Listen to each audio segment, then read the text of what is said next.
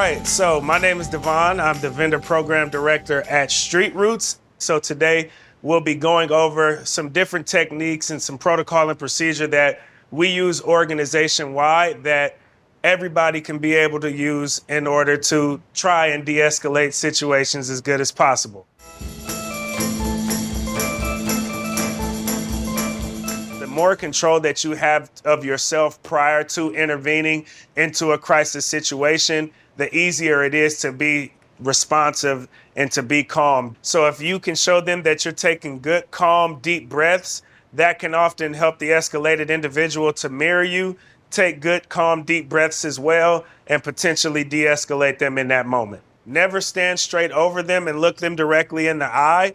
Also, try and pivot open in a harm-reducing way. One, to give yourself a path to be able to exit if needed. You also give the escalated individual a clear path to exit if needed.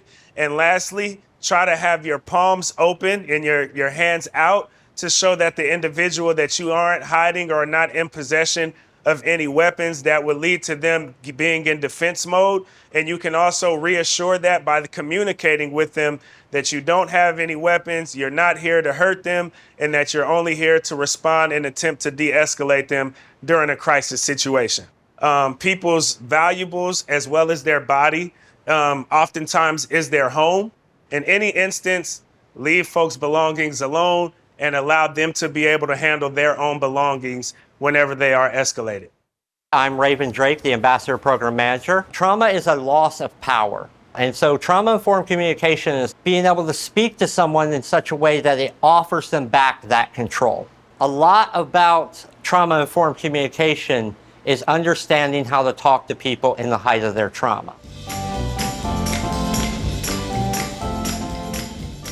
Hey man, I'm from the Street Roots Ambassador Program. My name's Rachel. You really look like you're going through some tough stuff, and I could hear you yelling down there. Is everything okay? No, man, I lost all my stuff, and then he wants to talk about my mom and then say he doesn't know my mom, so I should be cool with it. Hey man, that sounds really tough to deal with. Right now, I do believe we just got a shipment of tents and sleeping bags. Do you think that could actually help you? I could definitely use one, not as much as I could use going over there and Well, that's definitely an option. I kind of want to stop you there because you didn't let him finish. Oh, okay. And that's part of the act of listening. All right. So You know, I'm really sorry I interrupted you. I didn't mean to do that. No, it's cool. It's just, it's just been a long day, man. Like, everything I have gone, all of it. Yeah, I totally understand. And what is the best way that I can help you? Really use a cigarette, I guess. I definitely got you on that. And would you like to come outside and talk with my friend? And we can maybe, help a little more and give you an ear to listen? All right. So let's talk about what we saw. First, let's talk with the person who was playing the part of the escalated person. How did that feel to you? I know that acknowledgement of being interrupted goes a long way. Actually, if it could almost be better than not being interrupted in the first place. And shows you respect, which is a big thing. Our first role is our communication lead, and their role is to engage with the escalated individual as well as try to get the individual outside. Anything you can do to get them out on friendly terms. The goal is to try and have an open conversation with the individual prior to setting any boundaries. That way, you're well informed on what their particular needs are in order to be able to start the de-escalation process. If you are in a communication lead, you likely either A, just have the most experience in de-escalation training, or again, since a lot of this is relationship-based, you just may be the best fit for said person because they may trust you to be in the role of a communication lead. The second role will be backup support. This person will keep an eye on the situation at hand. They can also call any outside resources needed to be able to help de-escalate the situation, and they can also switch and take the lead as the communication lead if needed. The third role is the observer. They can help get vulnerable people out of the situation and into a safer space. And also, if the escalated individual refuses to go outside, the observer will help get other individuals involved in the situation outside into a safer space as well.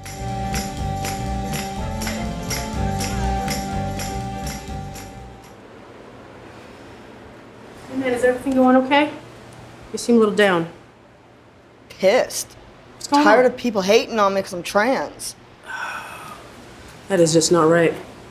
What's going on today? Dude was just coming over calling me a tranny, and I hate it. I'm sick of it. It's frustrating. Hey, first of all, here's a tissue. Thanks.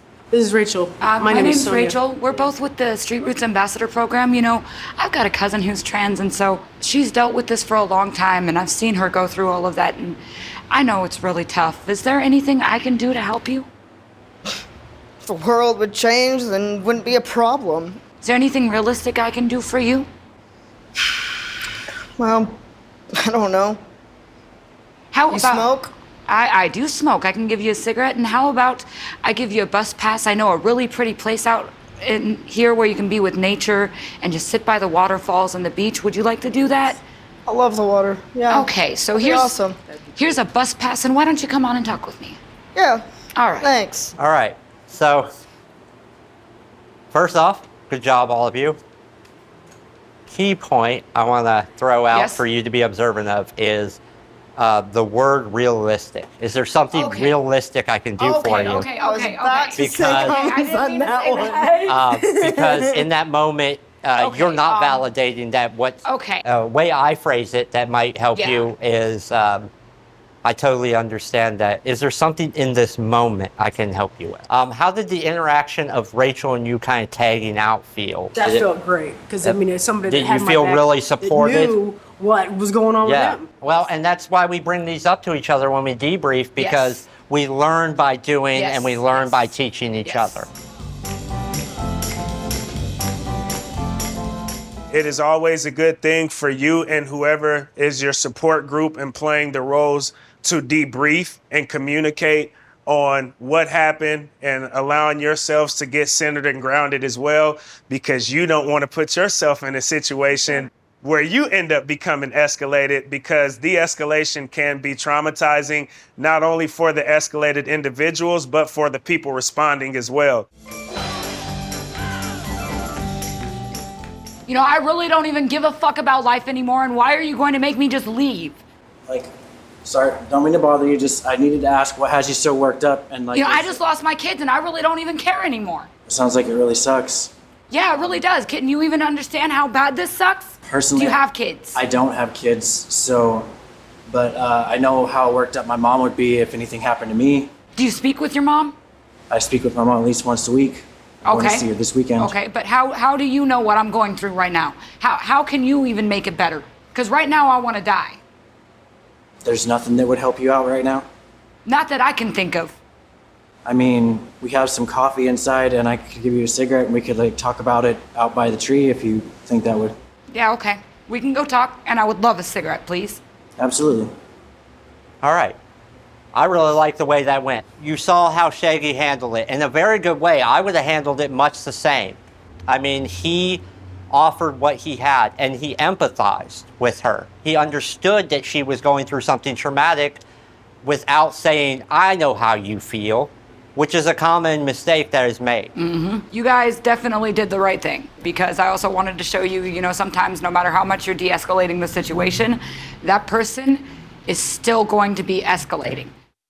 When it comes to law enforcement here at Street Roots, because law enforcement and escalation could be a bad mix.